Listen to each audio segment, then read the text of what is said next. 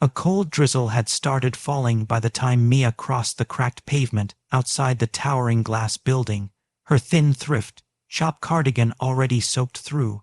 She pulled the hood tighter around her face, clutching the old duct-taped backpack slung over her shoulder. It wasn't supposed to be her shift. Her younger sister Lily had begged her last night, whispering through tears in their tiny apartment where the fridge hummed softly with only a half carton of milk and 2 bruised apples inside. Lily's baby had a fever, so Mia had agreed to fill in at the upscale high-rise where Lily worked as a part-time cleaner. She hated being inside places like this: marble floors, gold accents, quiet wealth that made her threadbare jeans and scuffed sneakers scream. But there was no choice. The rent reminder had come yesterday, printed in bold red letters, curling at the edges on their doorframe. Inside, the lobby smelled faintly of polished wood and expensive coffee. A receptionist in a fitted black blazer gave Mia a quick, dismissive glance before returning to her screen. Mia kept her gaze down, biting her lip, fingers tightening on the strap of the cleaning cart. She had promised Lily she'd just stick to the assigned floors, keep her head down, and leave quickly. But as the elevator doors opened, her eyes widened when she saw the reflection inside. Herself, pale and damp, contrasted sharply with the mirrored steel. Behind her, someone stepped in, a tall man in a dark navy suit, his charcoal tie loosened slightly, his expression distant and distracted. 27th, he said without looking at her. His voice was deep, smooth, but flat, as if carrying an exhaustion no amount of wealth could fix. Mia fumbled, pressing the button for him, then turned away, staring at the floor numbers. But she couldn't help glancing at him again, catching his reflection this time. Strong jawline, streaks of early gray in his thick hair, and a heaviness in his dark eyes.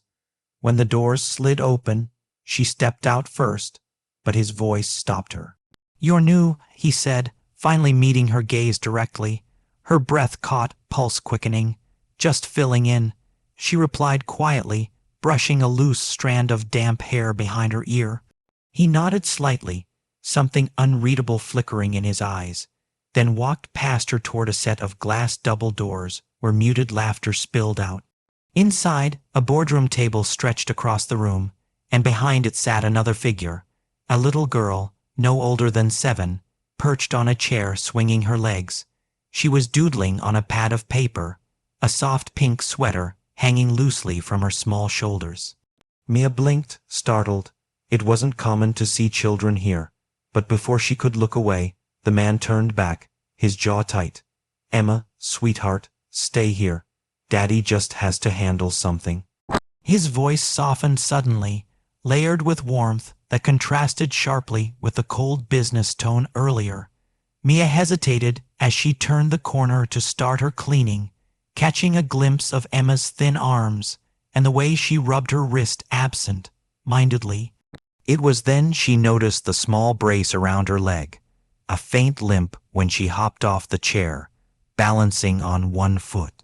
Something in Mia's chest ached, an old memory tugging at her, the way she and Lily used to wait at bus stops in winter, freezing toes in war, knout sneakers after their mom passed, trying to look brave. 2 hours later, she was nearly done when she heard muffled voices behind the executive doors. A man was speaking sharply, and then came the CEO voice, steady but low. "I said no. The answer's final. She's my daughter, and she stays." There was a pause, then a door slammed. Mia ducked back, pretending to adjust her cart, but the CEO emerged seconds later, shoulders tense, running a hand down his face. His gaze locked on me again unexpectedly, and for the first time his expression cracked, revealing something raw underneath, the exhaustion of someone holding the world together with both hands and fraying fingertips. "You," he hesitated, his throat working. "Do you have kids?" The question startled her. She shook her head slowly. "No, sir." He nodded, but didn't move, staring down at the floor as if lost in thought. Then his phone buzzed and he sighed, glancing at the display before muttering, "Not now." "Mr. Hayes," came a soft voice. Emma had shuffled out of the office quietly, tugging at his sleeve. "My leg hurts again. Instantly, his entire posture shifted. He knelt, pulling her close, whispering something only she could hear. The tenderness in his hands, the way his eyes softened, it stirred something in Mia she couldn't name. She started to turn away, but Emma noticed her and smiled shyly. "You clean like Aunt Lily," Emma said suddenly, her voice tiny but bright. Mia froze, glancing back at the man. His brows lifted slightly. "You know Lily?" Mia swallowed, nodding. "She's my sister. I'm just covering her shift." For the first time, his face broke into the faintest smile, a tired, fleeting thing, but real. He seemed about to say something when his assistant appeared in a rush. "Sir, the investors from Toronto just arrived. They're waiting in the lounge." Hayes straightened, his hand on Emma's shoulder, but his gaze lingered on Mia for a beat too long, something unspoken passing between them. Then he nodded curtly and walked off. Mia exhaled shakily, her chest tightening as she returned to the supply closet. But before she could close the door, she overheard two senior employees whispering near the hall. "They say Hayes might have to step down if the board forces that merger," one muttered, "and with Emma's health bills, it's a miracle he's holding it together at all." The other replied softly. Mia's hand stilled on the doorknob, heart pounding. She glanced down the hall where Hayes had disappeared with Emma, the weight of his quiet exhaustion now clearer. She didn't know why she cared, but she did. And then came the sound of hurried footstep, Emma's soft cry echoing faintly down the corridor, followed by a sharp, panicked voice calling her name. Mia froze. Mia dropped the rag she was holding and ran toward the sound before her brain caught up.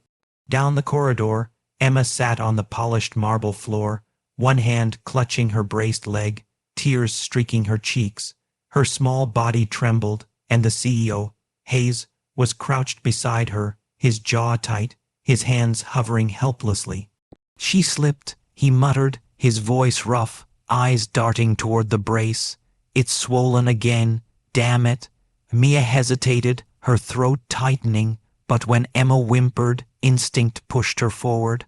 I can help," she said quietly, kneeling beside them. "Lily's boy had the same brace last year. You need to keep it elevated for now." Hayes glanced at her, surprise flashing in his weary eyes. For a moment, something unspoken passed between them before he nodded once, almost reluctantly, and lifted Emma carefully into his arms. She wrapped her small fingers around Mia's sleeve, still sniffling softly. "Conference room," Hayes ordered, his tone low but urgent. "Closest sofa." They hurried inside, the heavy door clicking shut behind them.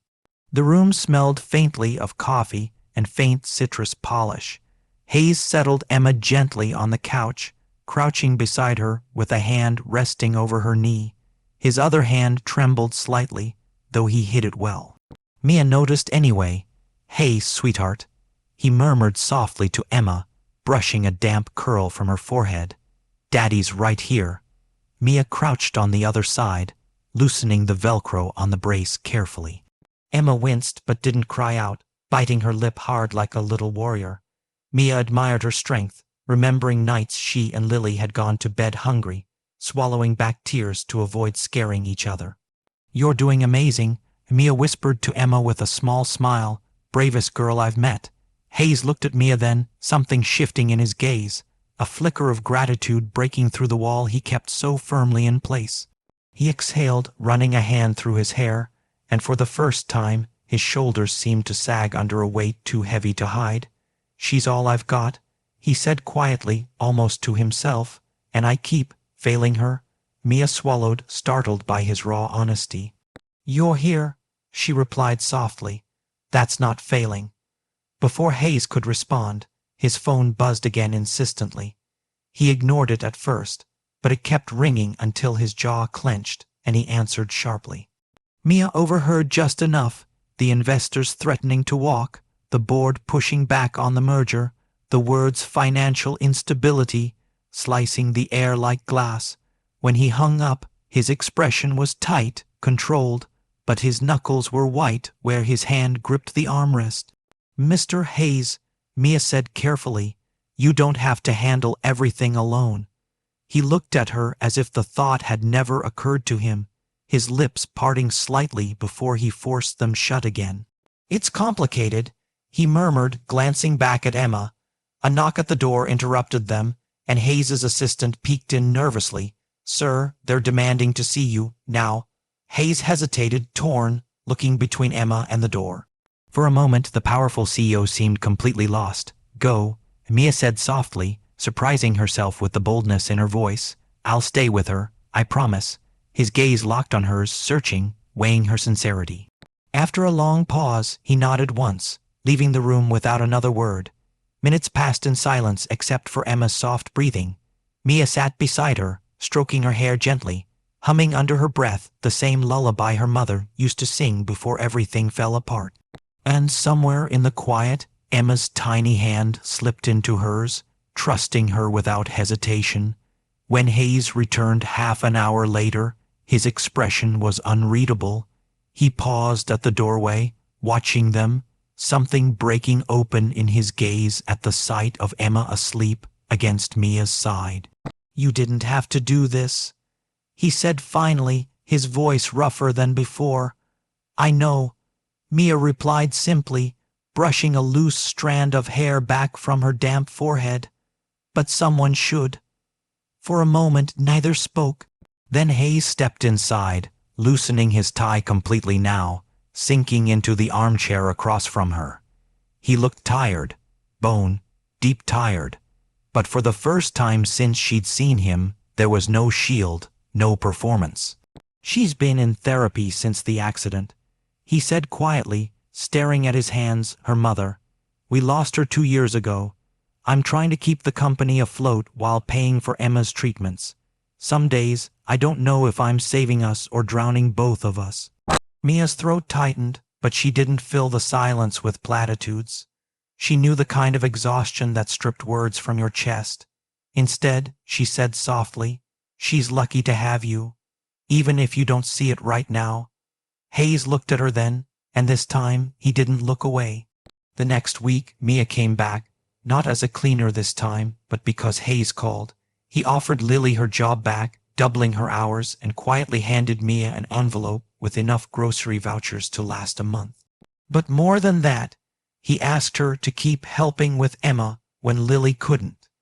At first, Mia hesitated, but the way Emma lit up at the sight of her erased any doubt.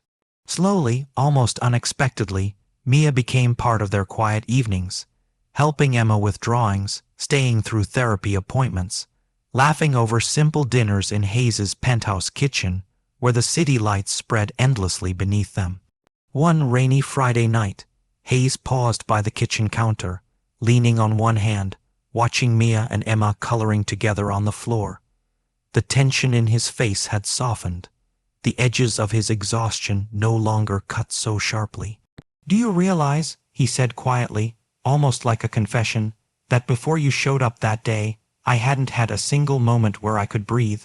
Mia looked up, meeting his gaze steadily. "Sometimes," she said softly, "all it takes is someone noticing." Hayes swallowed hard, his jaw flexing, and for the first time, his smile was unguarded, full and unbroken. Weeks later, as spring sunlight filtered through the office windows, Mia passed the same receptionist who barely glanced at her the first day. But this time, the woman smiled warmly, greeting her by name. And when Mia stepped into the conference lounge, Emma ran toward her, arms wide, laughter ringing like something fragile made whole again. Hayes was there too, leaning against the window, coffee in hand, the weight in his eyes lighter than it had been in years. Their gazes met, and in the quiet between them was an unspoken truth, that sometimes the smallest decisions lead to the biggest changes, that generosity flows in both directions, and that broken lives can begin again, piece by piece. Because one ordinary night, a girl with a duct-taped backpack stepped into the wrong shift and changed everything.